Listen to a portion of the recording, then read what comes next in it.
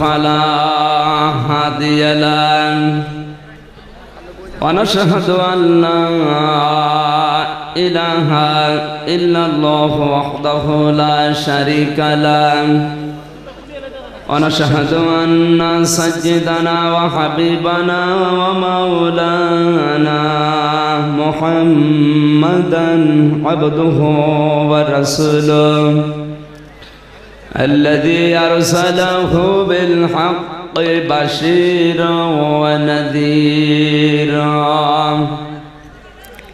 وداعيا إلى الله بإذنه وسراجا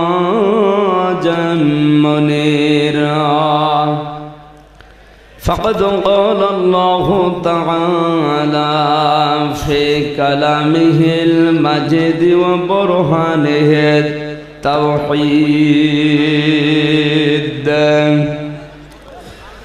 জবান ছেড়ে পড়েন আউযু বিল্লাহি মিনাশ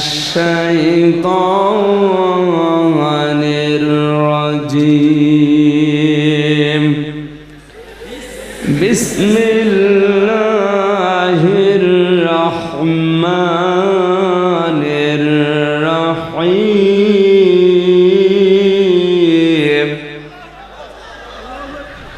কুল্লু নাফসিন বিমা কাসাবাত রহিনা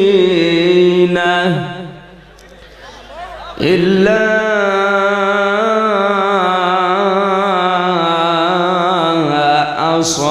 আসহাবাল ইয়ামিন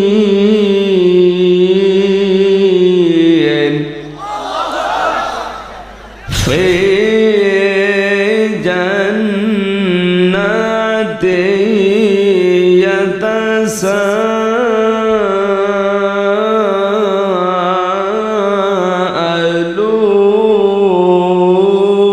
ইয়াতাসাআলুন আনিল মুজরিমিন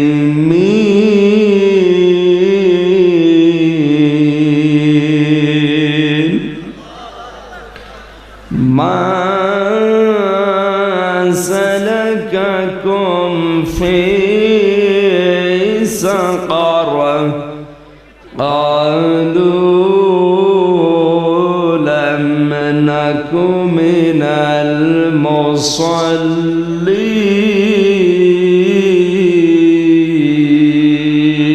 المصلين ولم نك نطعم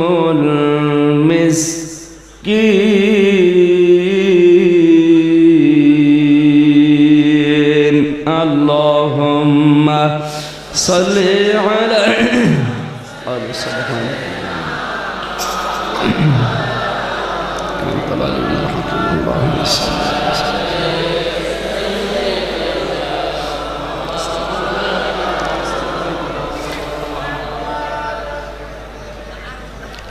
পয়দা হয়ে দিনের নবী না দেখিলেন বাবার মুখ 6 বছরের কালে গো নবীজি হারাইলেন মায়ের মুখ আল্লাহুম্মা সাল্লি আলা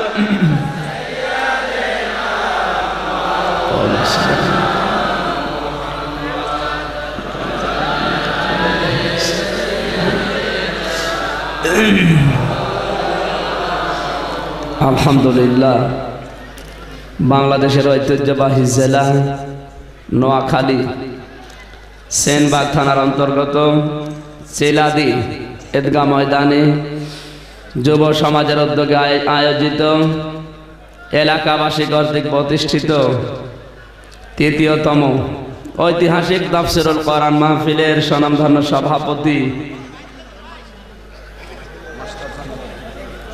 সারা জীবন যিনি জ্ঞানের আলো ছড়িয়েছেন অত্র এলাকার সর্বজন শ্রদ্ধাভাজন ব্যক্তিত্ব আমার মুরব্বী জনাব জয়নাল আবেদিন মাস্টার আতালাল্লাহু উমরাহু ওয়া বারাকাল্লাহু ফি হায়াতি জোরে বলেন আমিন। মাহফিলের প্রধান অতিথি বিশিষ্ট রাজনীতিবিদ সমাজসেবক নোয়াখালীর কৃতি সন্তান বড় ভাই জনাব গোলাম কবির, আতালাল্লাহু উমরাহু ওয়া বারাকাল্লাহু ফি হায়াতি, জোরে বলেন আমিন। বিশেষ অতিথিবৃন্দ, আলোচনা রেখে ধন্য করলেন জনাব মাওলানা হোসাইন আহমেদ মাহফুজ, হাফেজ মাওলানা আব্দুর রহমান, কারি মোহাম্মদ আব্দুর রহিম। এ গোলামদের কথাগুলো বাস্তবে আমল করার তৌফিক আল্লাহ যেন আমাদের দান করেন, জোরে বলেন আমিন। মঞ্চে বসা ওলামা একরাম, সামনে বসা মুসলমান ভাইরা, পর্দার আড়ালের সম্মানিতা মা এবং বোনেরা, সকলকে নিয়ে আল্লাহর দরবারে আমাদের এই ছোট্ট মুখ দিয়ে শুকরিয়া আদায় করছি। তিনি কোরআন শোনার জন্য এই ময়দানে হাজির হওয়ার তৌফিক দিলে। এটা রাজনৈতিক মঞ্চ না, 4 দল 14 দল 20 দল 42 দল যত দল দুনিয়ায় আছে, কোন দলের মাহফিল এটা না, কোরআনের মাহফিল। কোরআনে কারিমে যে আয়াত আমরা পড়লাম এর ভেতরে যা আছে আল্লাহ আমাদের সকলের জন্য, নাকি নাকি বিএনপির আল্লাহ আওয়ামী লীগের বাদে? সম্মানিত ভাইরা, এ আকর্ষণ আমির হামজার না, কোরআনে কারিমের, জোরে বলেন ঠিক কিনা? কোরআন না থাকলে গোলাম কবির ভাইয়ের জন্য আসতে, আমির হামজার জন্য না। কোরআনের মহব্বতে বাড়ি ছেড়ে যারা এসেছি, নবীজির হাদিস 500 রাকাত নফল নামাজের সওয়াব আল্লাহ আমলনামায় দিয়ে দিয়েছে। আর আজকের যে তেলাওয়াত কিন্তু আয়াত, এটা যদি বুঝতে পারি আর যদি আমল করতে পারি তাহলে সোনায় সোহাগা। সোনাকে যদি সারা দিন আপনি আগুন দিয়ে জ্বালান ও কিন্তু গলবে না, সোহাগা ছিটিয়ে দেবেন গলে যাবে। মানুষের অন্তর আল্লাহ ঠিক ওইভাবে বানিয়েছে, সারা জীবন বাবার কাহিনী পীরের কাহিনী বলবেন, ওর মন গলবে না। কোরআনের আয়াত দিয়ে শিক্ষা দেবেন, মন আল্লাহ একেবারে মোমের মতো গলিয়ে দেবে। সেই কোরআন শোনার জন্য আমরা এসেছি, নাকি? খুশি হয়ে বলেন তো আলহামদুলিল্লাহ। কিয়ামতের ময়দানে সাক্ষী হবে, পৃথিবীতে যার সাক্ষী বেশি কিয়ামতে তার ছাড় বেশি। আল্লাহ রাব্বুল আলামিন বলেন, প্রথম নম্বরে মানুষের পক্ষে বিপক্ষে সাক্ষী দেবে তার এই হাত, তার এই পা, তার এই চোখ। আলিয়াউমা নাখতিমু আলা আফওয়াহিহিম ওয়া তুকাল্লিমুনা আইদিহিম ওয়া তাশহাদু আরজুলুহুম বিমা কানু ইয়াকসিবুন। সূরা ইয়াসিন 23 নম্বর পারা 3 নম্বর পৃষ্ঠা 9 নম্বর লাইনের 65 নম্বর আয়াত। এটা তাফসীরে ফি জিলালিল কোরআন আল্লামা সাইয়্যিদ কুতুব রাহমাতুল্লাহ আলাইহি তিনি আয়াতের তাফসীর করতে গিয়ে লিখেছেন, ময়দানে মাহশারে আমার আল্লাহ মানুষের মুখে মোহর মেরে দেবেন, মুখটা সেলাই করে দিবেন, তার হাত আল্লাহর সাথে কথা বলবে, পা আল্লাহর সাথে কথা বলবে। জবাব দেবে রব্বুল আলামিন, তোমার এই পা দিয়ে বান্দা হেঁটে হেঁটে কোরআন শুনতে গিয়েছিল। সাক্ষী যেন আমাদের পক্ষে আমাদের পা দান করে, জোরে বলেন আমিন। কিছু মানুষের বিপক্ষে সাক্ষী দেবে চোখ, ডাক দিয়ে বলবে রব্বুল আলামিন চশমার উপর দিয়ে ফাঁকা দিয়ে বেগানা নারীকে দেখেছিল। এরকম আল্লাহর ওলি তো নোয়াখালী নেই? কি কায়দা গো! চশমা নাকের উপরে তুলে দেয়, উপর দিয়ে দেখে, মনে হচ্ছে কেউ টের পাচ্ছে না। কেউ দেখে না, দেখে কে? ইয়ালামু খায়িনাতাল আ'য়ুনি ওয়া মা তুফিস সুদূর। সূরা মুমিন 24 নম্বর পারা 8 নম্বর পৃষ্ঠার 2 নম্বর লাইনে আয়াতটি আছে। আল্লাহ বলেন, তোমার অন্তরের ভেতরে কি কামনা বাসনা হয়, তোমার চোখ বন্ধ করার পরে কোন নিয়তে খোলো কেউ জানে না, আমি আল্লাহ জেনে ফেলি। এই বিশ্বাস যদি কারো ভেতরে আসে, ও অন্যায় কোন দিকে দৃষ্টি দেবে? বলেন। এই সাক্ষী যদিও না মানতে চায়, দ্বিতীয় নাম্বারে ওর সামনে হাজির করে দেবে আমার আল্লাহ কিরামান কাতিবিন, 2 কাঁধে বসে আছে। কিরামান কাতিবিনা ইয়ালামুনা মা তাফআলুন। সূরা ইনফিতারের 11-12 নম্বর আয়াত। কিরামান কাতিবিন এটা কিন্তু ফেরেশতা না, আমরা অনেকে মনে করি কিরামান একজন ফেরেশতা, কাতিবিন আর একজন ফেরেশতা। কিরামান মানে সম্মানিত, কাতিবিন দুইজন লেখক। সম্মানিত দুইজন লেখক আছে, এই দুইটার নাম ফেরেশতা, নাম কিন্তু কিরামান কাতিবিন। কথা বোঝা গেছে? এরা সব লিখতেছে। মা ইয়ালফিযু মিন কাওলিন ইল্লা লাদাইহি রাকীবুন আতীদ, এমন কোন কথা বান্দা মুখ দিয়ে বের করে না যেটা সংরক্ষণের জন্য আমার ফেরেশতা কাঁধে বসে নেই।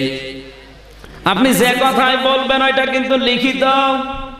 কিয়ামতের দিন যখন আপনার সামনে দেবে, ডাক দিয়ে বলবে রব্বুল আলামিন তোমার ফেরেশতা মানে এগুলো বানিয়ে লিখেছে। আমি তো কোনোদিন জেনা করি নাই, কোনদিন আমি সুদ খাইনি, ফেরেশতারা এগুলো লিখেছে, মনে হয় অন্য জনেরটা আমার নামে চালিয়েছে। আল্লাহ তাআলা বলেন বান্দা আমিও জানি তুমি সুদ খাওনি, কোনদিন জেনা করনি, কিন্তু জেনা করার জন্য যে পরিবেশগুলো দরকার হয় ওই পরিবেশ তোমার মেয়ে দিয়ে, বউ দিয়ে, বেটার বউ দিয়ে কায়েম করেছিলে।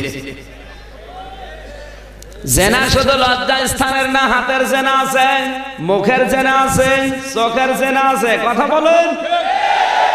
আজ যারা নিজেদের বউ দিয়ে, মেয়ে দিয়ে, বেটার বউ দিয়ে বেপরদায় ছেড়ে আনন্দ পায়, মনে করে আমার জিনিস আমি একা দেখবো, এলাকার মানুষের হক নেই, উনি হক আদায় করে বেড়াচ্ছে।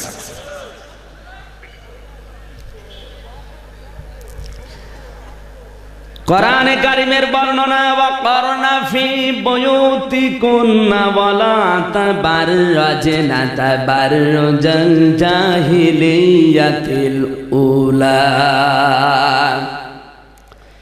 সূরা আহজাবের 33 নম্বর আয়াতের প্রথম অংশে আছে তাফসিরে মাযহারি, আল্লামা সানাউল্লাহ পানিপতি রাহমাতুল্লাহ আলাইহি আয়াতের তাফসীর করতে গিয়ে লিখেছেন, এ মেয়েরা ঘরের পরিবেশে থাকবে, বাইরে যখন বের হবে রাস্তাঘাটে রূপ সৌন্দর্য প্রদর্শন করে জাহিলি যুগের মেয়েদের মতো বের হবে না।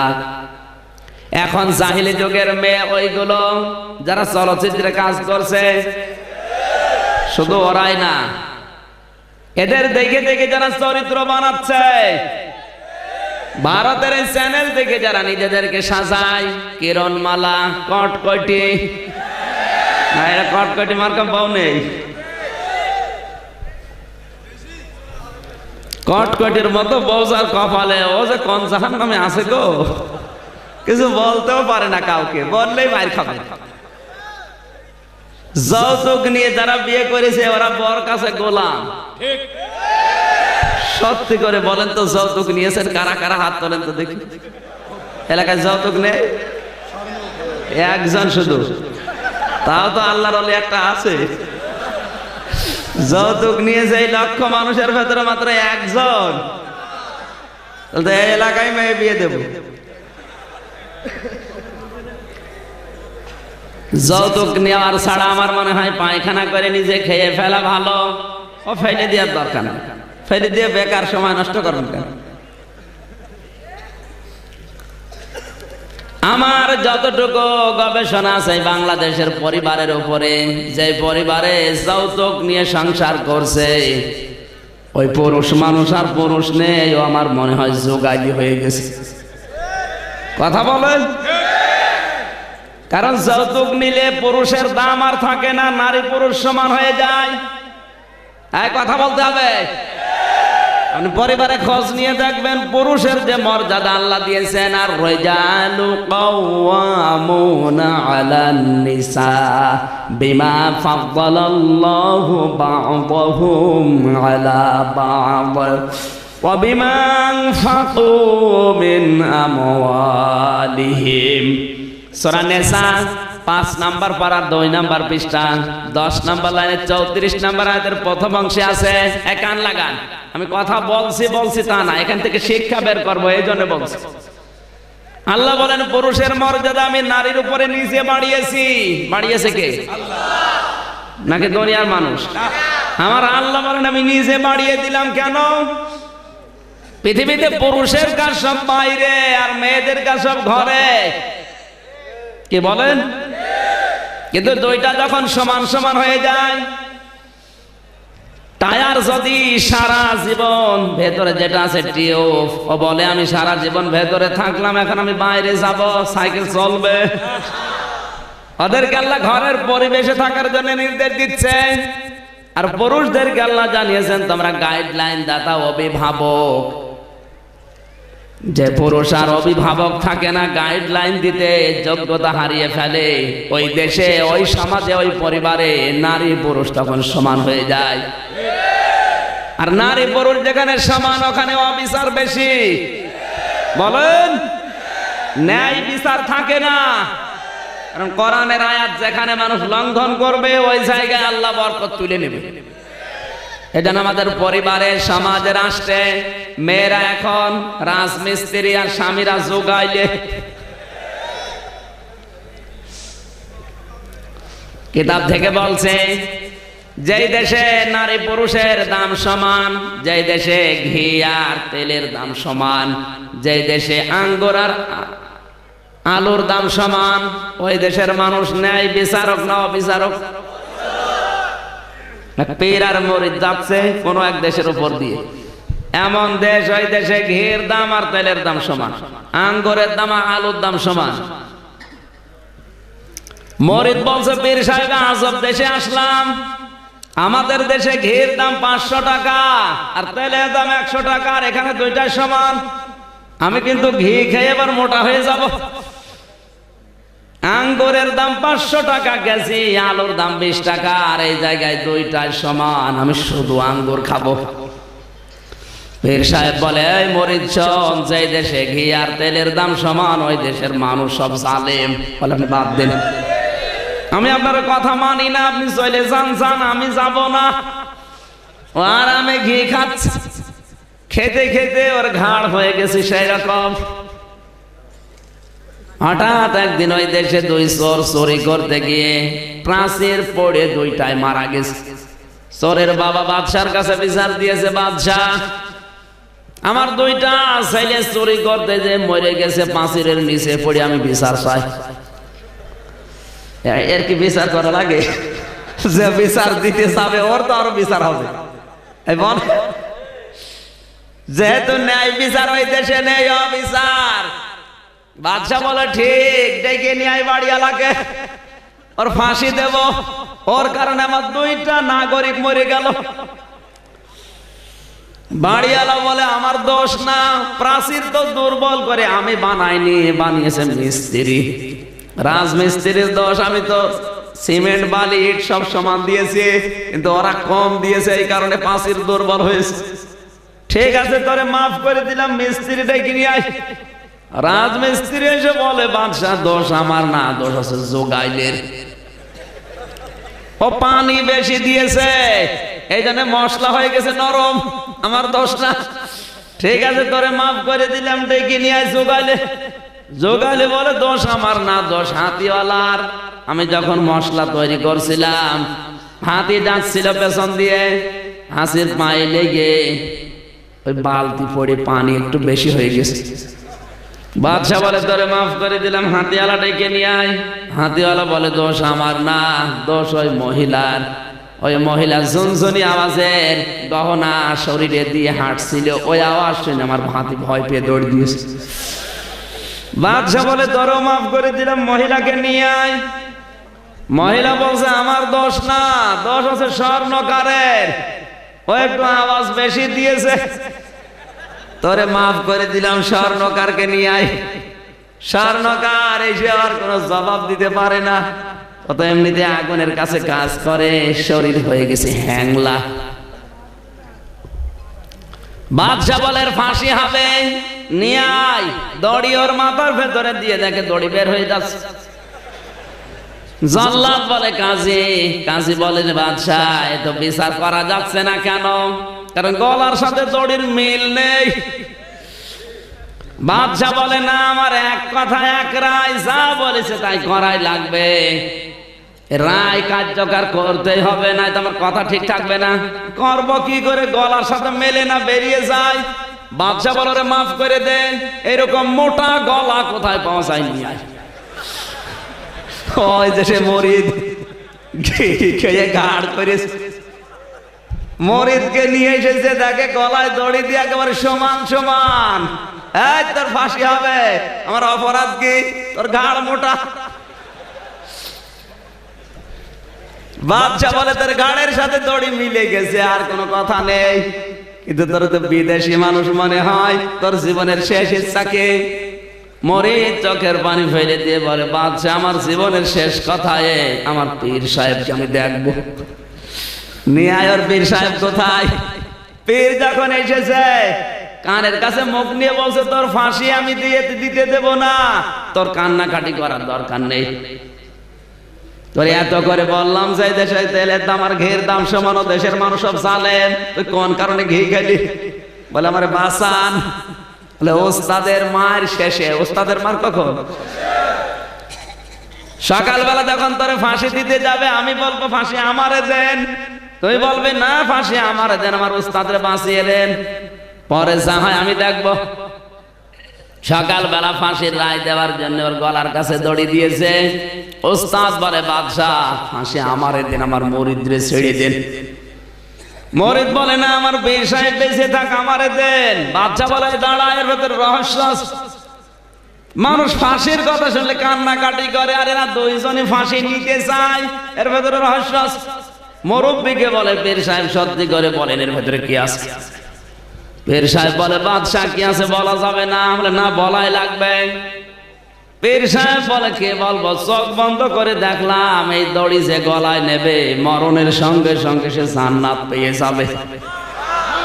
বাদশা বলছে, দাঁড়া, আমার দেশে অন্য দেশের মানুষ এসে জান্নাত পাবে, দরকার নেই, ফাঁসি আমারে দে।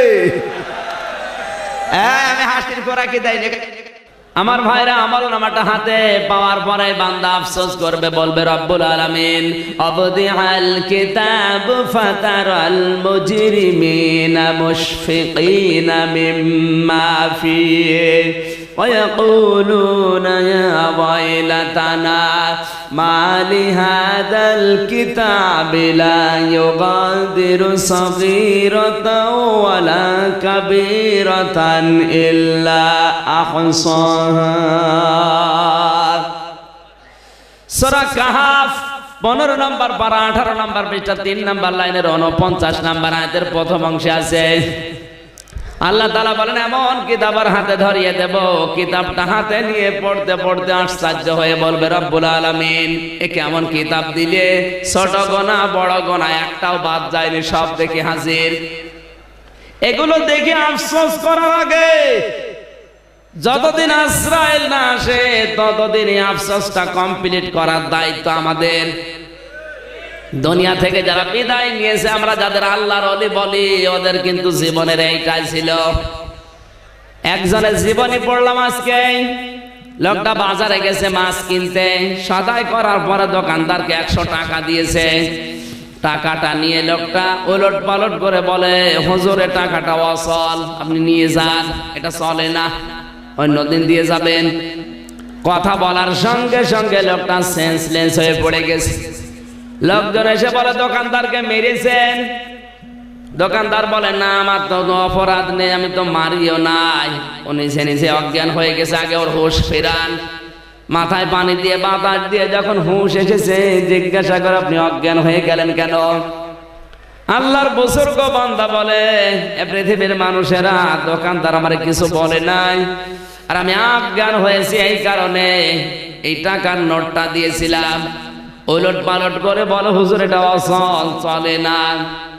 সঙ্গে সঙ্গে আমার মগজের ভেতরে একটা, ব্রেনের ভেতরে একটা চিন্তা এসেছে, আমারও তো একটা 100 টাকার নোট আছে, তার নাম হায়াত। 50, 60, 70 বছর জীবনের হায়াত। আমি যদি এখনই মারা যাই, আর আমার আল্লাহ যদি হায়াতের দিকে তাকিয়ে দেখে, চোখ বলানোর পরে যদি বলে, বান্দা এবার আমল নামায় হায়াত তো অচল, চলে না, কারণ এর ভেতরে সুদের গোনা পাওয়া যায়, এর ভেতরে ঘুষের গোনা পাওয়া যায়, এর ভেতরে বেপরদার গোনা পাওয়া যায়, মানুষের উপর অত্যাচারের গোনা পাওয়া যায়। এটা দিয়ে আমার জান্নাতে যাওয়া যাবে না। তখন আমার কি হবে ওই চিন্তা করে আমি অজ্ঞান হয়ে গেছি। তাদের সেন্স ছিল কি, আর আমরা কোন রাস্তায় আছি? সাক্ষীর কথা এমনি বলছি না, আমাদের পক্ষে সাক্ষী দেওয়ার মতো কিছুই নেই। কথা বলে না কেন? এমনকি যে জমিনে দাঁড়িয়ে আছে ওই জমিন পর্যন্ত আমাদের বিরুদ্ধে। কারণটা কি? কোরআনে কারীম জানিয়েছে, ইন্নাল্লাযীনা ইয়াকতুমুনা মা আনজালনা মিনাল বায়িনাতি ওয়াল হুদা মিন বা'দি মা বায়্যানাহু লিন-নাসি ফিল কিতাব উলাইকা ইয়ালআনুহুমুল্লাহু ওয়া ইয়ালআনুহুমুল লাঈনুন।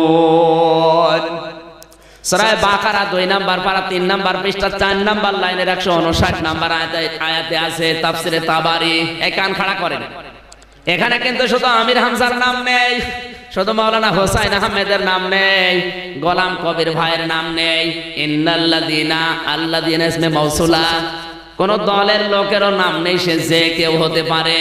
মানুষ পদবাচ্য যারা বিবেচিত তারা এই আল্লাযীনার ভেতরে আছে। এখন যদি বলেন আমি মানুষ না আমি জানোয়ার, তাহলে আপনি বাদ। এখানে জানোয়ার আছে? হ্যাঁ, মানুষ দাবি যদি করেন আপনি যে কোনো দলের হতে পারেন, কিন্তু যদি বলেন আমি মানুষ, তাহলে আপনি আল্লাযীনা ইসমে মাউসুলার ভেতরে আছেন। আল্লাহ বলেন ইন্নাল্লাযীনা, নিশ্চয় যে বাজারা ইয়াকতুমুনা, কাতামা ইয়াকতুমুনা গোপন করা। এটা মজারের আলোচনা, বর্তমান ভবিষ্যৎ, প্রেজেন্ট ফিউচার। তার মানে এখন যারা করছে ভবিষ্যতেও যারা করবে। আবার কান লাগান, এটা কি শুধু আমির হামজার জন্য, গোলাম কবিরের জন্য? যারা আছে এখানে আমরা সবার জন্য। কি এটা মানসালনা মিনাল বাজ্জিনাতি ওয়াল হুদা, আমি কোরআনের ভেতরে যে স্পষ্ট দলিল আর প্রমাণ দিয়ে কথাগুলো নাযিল করলাম। মা বায়ান্নাহু লিন-নাসি ফিল কিতাব, যে কথাগুলো মানুষের কাছে বর্ণনা করার জন্য আদেশ দিয়েছি। আপনি যে দলের লোক হন আর যা কিছু করেন, কোরআনের জ্ঞান যতটুকু আছে, অন্তত আপনার বিবেকটা তো আছে।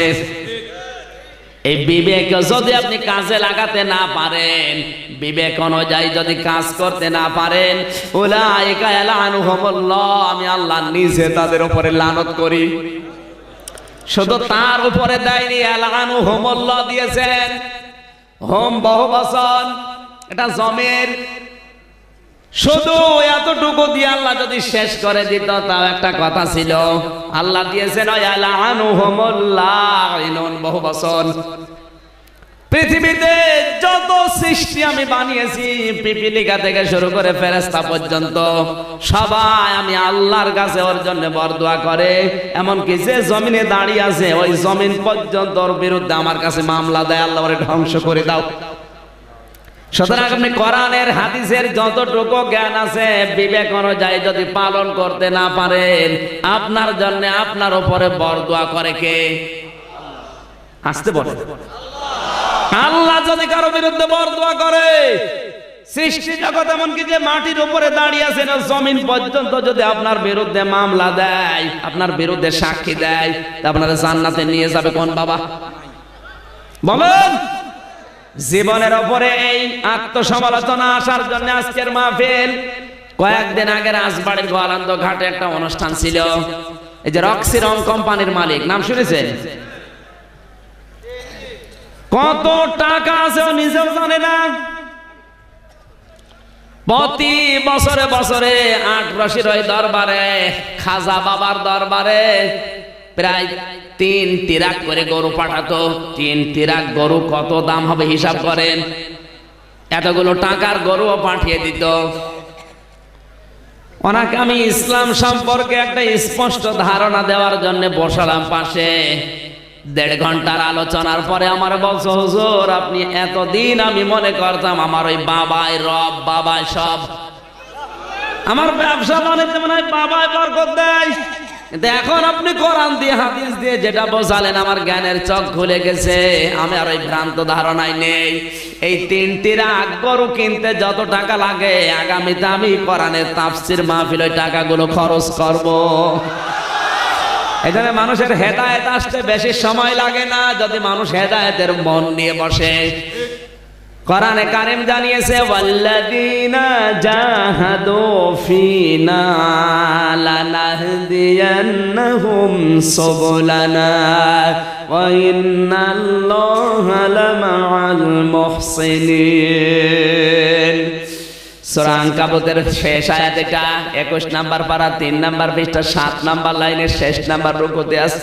আল্লাহ বলেন, কোন মানুষ যদি আমাকে পাওয়ার জন্য চেষ্টা করে, সাধনা করে, ওকে আমি আল্লাহ হেদায়েতের রাস্তা দেওয়ার জন্য হাজার হাজার পথ উন্মুক্ত করে দেই। আজ আমরা হেদায়েত পাওয়ার জন্য এসেছি এই মাহফিলে নাকি বলেন? এখানে আল্লাহ সাবিল দিতে পারতেন, না দিয়ে সবল দিয়েছেন। সাবিল 1 বছর, সবল বহু বছর। আপনাকে জান্নাতে নেওয়ার জন্য যতগুলো রাস্তা লাগে, যতগুলো পথ লাগে, আমার আল্লাহ আপনার জন্য বের করে দেবে। যে কোনো পথ দিয়ে আপনাকে আল্লাহ হেদায়েত দিয়ে তারপরে মরণ দেবে। কিন্তু ওই রকম মন নিয়ে আসা লাগবে। কারণ কোরআন শরীফ আল্লাহর নবী আবু বকরের সামনেও পড়েছিলেন, আবু জেহেলের সামনেও পড়েছিলেন। আবু বকর কোরআন শুনে তার ঈমান বেড়ে গেছে, আর আবু জেহেল কোরআন শুনে তার শয়তানি বেড়েছে। এখানে আবু বকরের মতো মন নিয়ে যারা বসে আছে, আল্লাহর কসম মাস্ট বি ওদের ঈমান বাড়বে। যাদাতহুম ঈমানা। আর আবু বকরের মতো যদি ঈমান বেড়ে যায়, কিয়ামত পর্যন্ত আপনি দোয়া পাবেন। নিজের চোখে দেখে আসলাম আবু বকরের কবর। দুনিয়াতে যারা আল্লাহর নবীকে সালাম দিতে যায়, শুধু নবীকে দেয় না, আল্লাহর নবীর পাশে আবু বকর ঘুমিয়ে আছে, আবু বকরকেও সালাম দেওয়া লাগছে। কথা বলছেন না কেন? আপনি কোরআন শুনে যদি এরকম যোগ্যতা অর্জন করতে পারেন, আপনি হয়তো 20 বছর পরে থাকবেন না, কিয়ামত পর্যন্ত দুনিয়ায় যারা আসবে তারা আপনার নাম শুনলে আল্লাহর কাছে দোয়া করবে, আল্লাহ মুমিন নারী পুরুষদেরকে তুমি মাফ করো, তার ভেতরে আপনিও থাকবেন। আর যাতে কোরআন শোনার পরে আবু জেহেলের মতো শয়তানি বাড়ে, ওর কবর দেখে আসলাম বদরের ময়দানে। আবু জেহেলকে তো আমাদের মতো আদর করে মাটি দেয়নি, ওর উদ্ধ করে দিয়েছে। 70 জন কাফেরকে এক কবরের ভেতরে মাটি দিয়েছিল, চাপা মাটি। ড্রাইভার আমারে বলছে, হুজুর এত পানি দেওয়া হয় কিন্তু এর কবরে কোনো কাজ হয় না, হইলেই মারা যায়।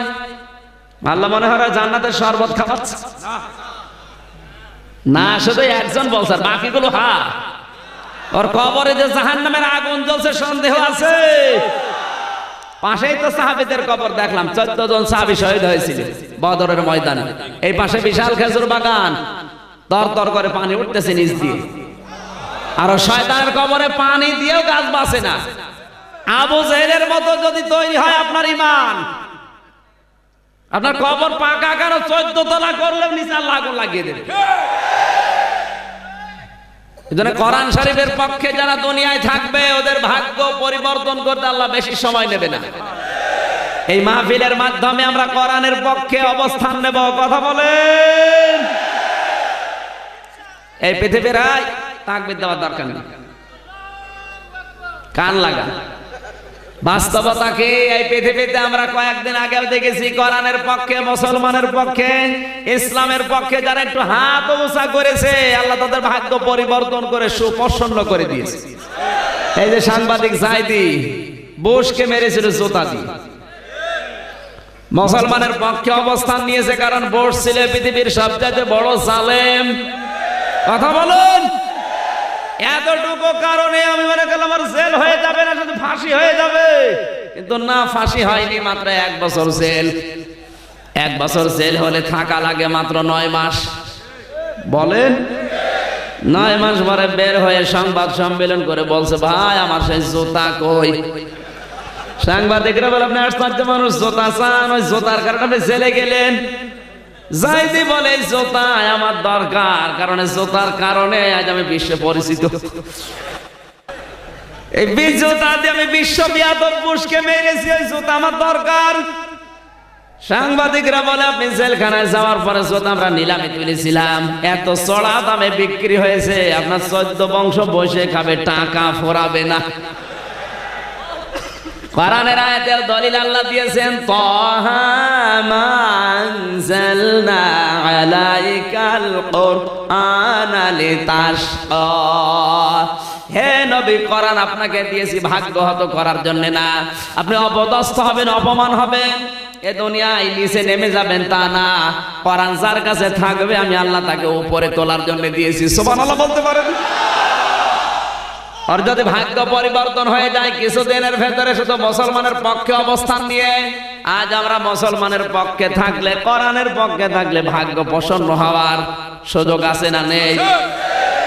পক্ষান্তরে আল্লাহ বুশকে কুকুরের মতো জোতা পিটা করে ক্ষমতাকে নামিয়েছে। শুধু বুশকে না, বুশের ভাইরা ভাই যত দুনিয়ায় ছিল তাদেরকে আল্লাহ পৌঁছিয়ে দিয়েছে।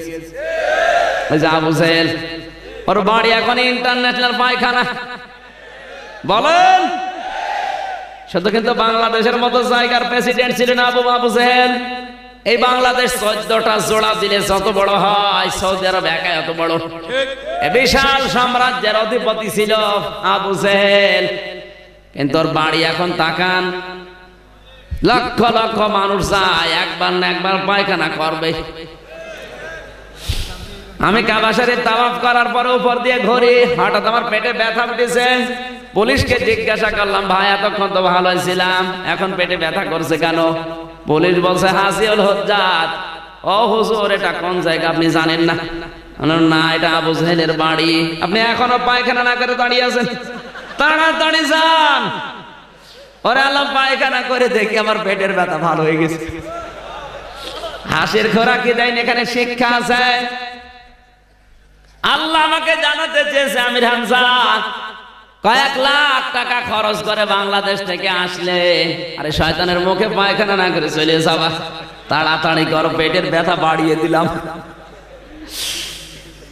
এটা বলার আমার উদ্দেশ্য এই, কোরআনের বিপক্ষে, মুসলমানদের বিপক্ষে যদি কেউ অবস্থান করে, ওকে আমার আল্লাহ কিন্তু অপদস্থ করে নিচে নামাতে বেশি সময় নেয় না।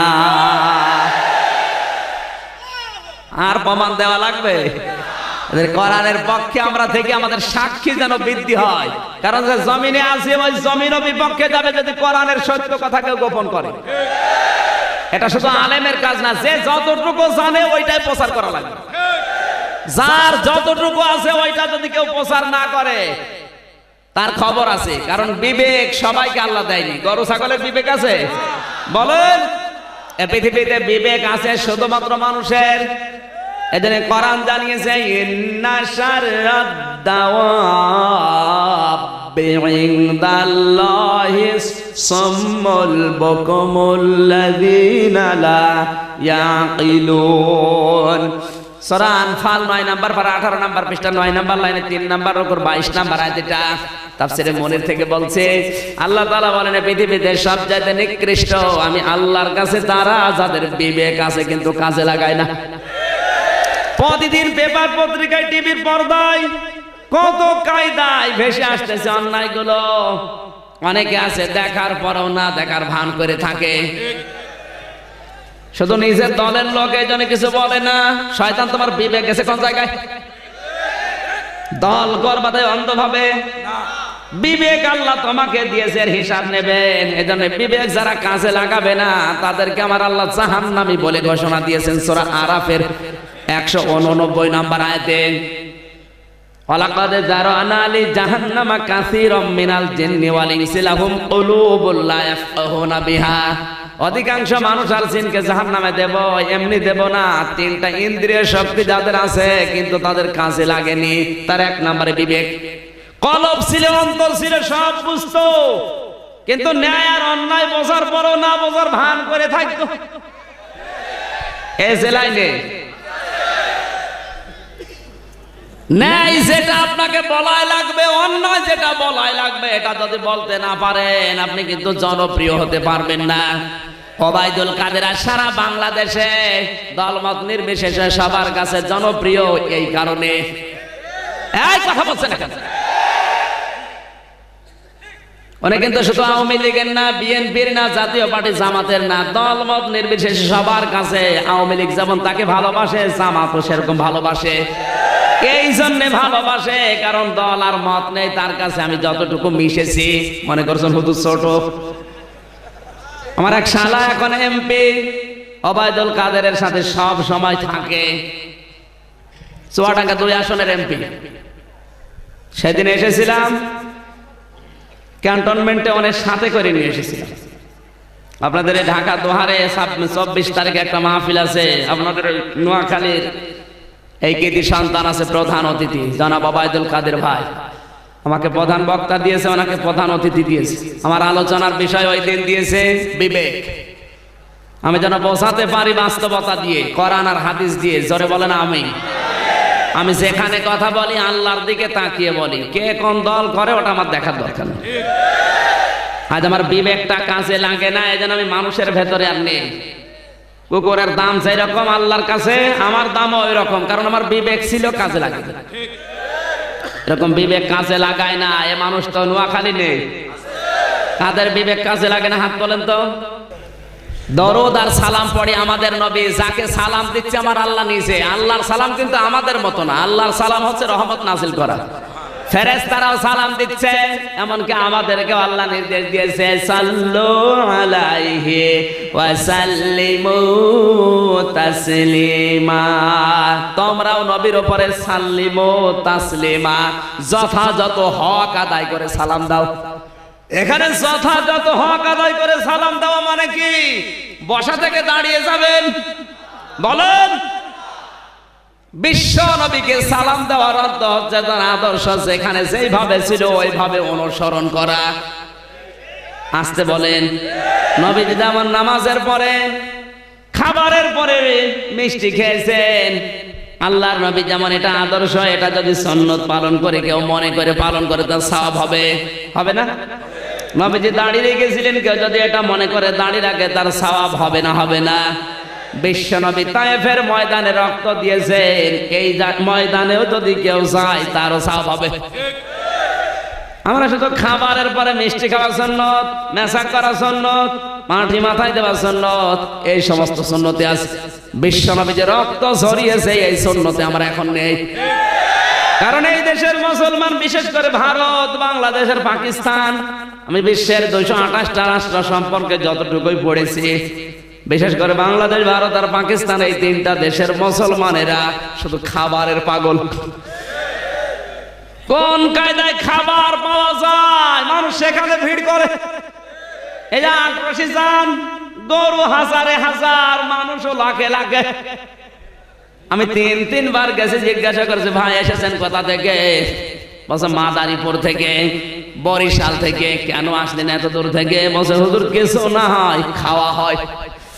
মুরিদ হয় না হয়, খাওয়া তো হচ্ছে।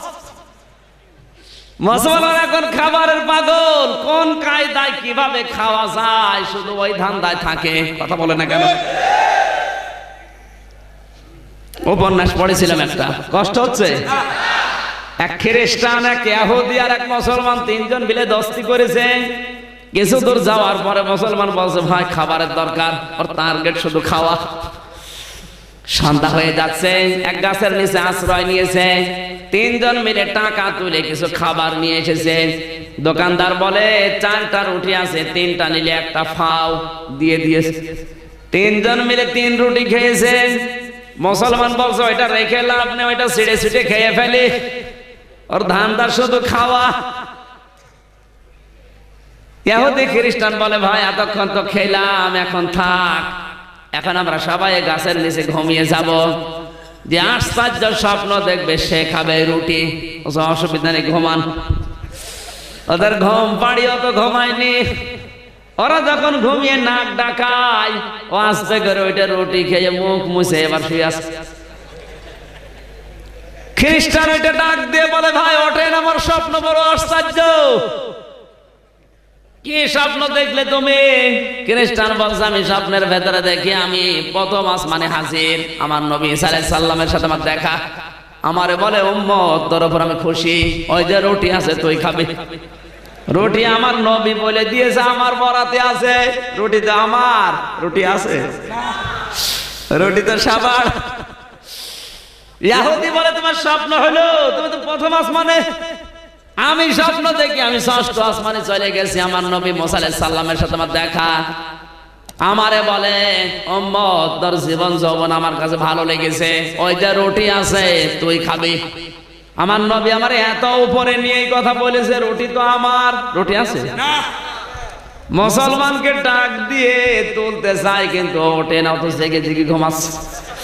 মানুষ এমনিতেই ঘুমিয়ে থাকলে তোলা যায়, কিন্তু যেই যে ঘুমালে তোলা যায় না, সিমটি দিয়ে তুলে ডাক দিয়ে বলে এখনো ঘুমা রুটি আমাদের হয়ে গেছে। মুসলমান বলে কি তোমাদের তো স্বপ্ন, আমি সবই শুনেছি। আমার স্বপ্ন জানো, আমারটা আরো আশ্চর্য। তোমরা যখন ঘুমিয়ে আসো আমি দেখি বিশাল এক দৈত্য বড় একটা মগর নিয়ে এসে আমার মাথার কাছে দিয়ে বলে এই মুসলমান রুটি খা। কি করবো, জীবন বাঁচানোর তাগিদে রুটি খেয়ে ফেলিস।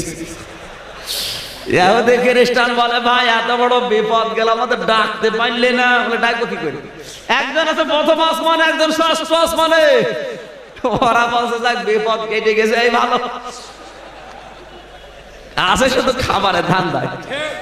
আজ যেই মহব্বত গুলো চলছে রাসূলের উপরে, এই যে রবিউল আউয়াল মাস চলে গেল, শুধু মহব্বত দেখানোর জন্য রবিউল আউয়াল আসে নাই।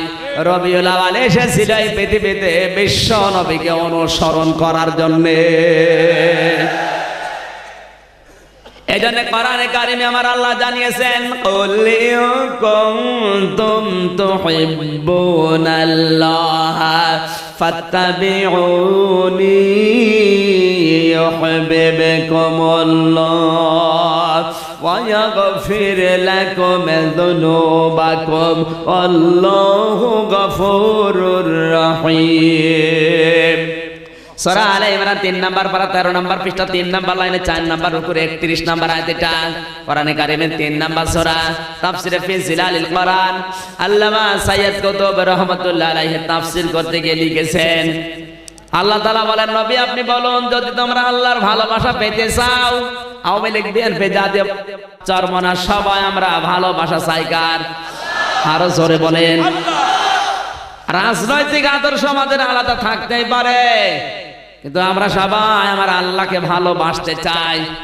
আল্লাহ বলেন আমাকে ভালোবাসা দরকার নেই, আমাকে যদি ভালোবাসে প্রমাণ দিতে চাও ফাত্তাবিউনি, আমার রাসূলের অনুসরণ করো।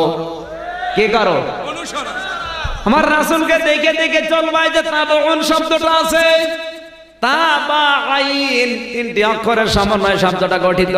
কোন সেন্টেন্সে যদি তাবাউন শব্দটা পান, অভিধান বেত্তা যারা লিখেছেন একটা সামনে দিয়ে মানুষ হেঁটে যাচ্ছে, কতটুকু পায়ের ডিস্টেন্স রেখে চলে, হাত কিভাবে নাড়ায়, মাজা কিভাবে নাড়াচ্ছে, ওইটা দেখে দেখে ওই জায়গায় পা ফেলে চলার নাম তাবাউন। জন্ম থেকে মৃত্যু পর্যন্ত নবী যে কায়দায় চলেছিলেন ঠিক ওই কায়দায় ওই জায়গায় অনুসরণ করে চলার নাম কি? আরো জোরে বলেন। এটা যদি কেউ করতে পারে, আমি আল্লাহ বললাম ইউহিব্বুকুমুল্লাহ, তখন আমি নিজেই তোমাদেরকে ভালোবাসবো। আর আমি আল্লাহ যদি কাউকে ভালোবাসে দুইটা পুরস্কার দেব, ওয়া ইয়াগফির লাকুম যুনুবাকুম। এক ফের এটা মজারে বর্তমান ভবিষ্যৎ প্রেজেন্ট ফিউচার, জাম্বন 1 বছর জুনুব বহু বছর। আমি আল্লাহ যদি কাউকে ভালোবাসি ওর জীবনের যত গুনাহ আমি আল্লাহ সব মাফ করে দেব। সুতরাং এই মুহূর্তে যদি কেউ সিদ্ধান্ত নেয় রাসূলের অনুসরণ ছাড়া আর দুনিয়ায় কোনোদিন একটা নিঃশ্বাসও নেব না, যখন থেকে এই সিদ্ধান্ত নেবেন তখন থেকে ওই সময় থেকে আপনাকে আল্লাহ মাফ করে দেবে।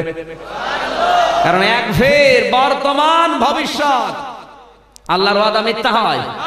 আরো জোরে বলেন। যারা অনুসরণ করেছে দুনিয়ায় তাদের দিকে তাকান, যারা অনুসরণ করেছে তাদেরকে আল্লাহ মাফ করে দিয়েছে। অনেকে বলে ভালোবাসে শুধু আমার অনুসরণ নেই, কখনো না। অনুসরণ যারা করবে তারা তো ভালোবেসেই করছে। ভালোবাসা না থাকলে কাউকে কেউ অনুসরণ করে? ভালোবাসা কাকে বলে আর অনুসরণ কাকে বলে? কান লাগান। এটা কোরআন হাদিস না, শিক্ষার জন্য বলছি, নাকি এটা বাদ দিয়ে দেব? কোরআন হাদিস না, শিক্ষার জন্য বলছি। পড়েছিলাম বইতে এই জন্য। লাইলি মজনুর নাম আমরা শুনেছি, কল্প কাহিনী। এটা কিন্তু কোরআনে হাদিসে ইসলামের ইতিহাসে নেই।